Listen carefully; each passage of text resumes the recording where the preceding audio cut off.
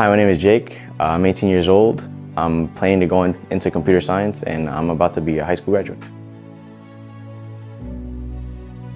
Oh, the biggest challenge definitely is being able to manage both high school and college classes, especially since the work here is not a lot, but there are some classes like chemistry. I really had a struggle with that class.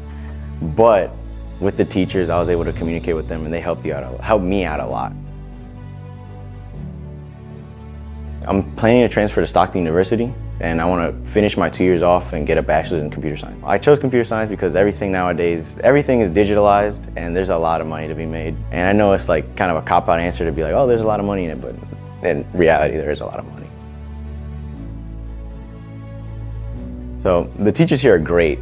They help you with anything, any questions you might have, any problems you might encounter in the courses. They're really sociable, they're really likable, and they're really easy to talk to. I really like the class sizes here. They're really small. You're able to really communicate with the teacher, and also the teachers here make it so that you communicate with your classmates. So people who you don't really talk to, you're able to talk to them.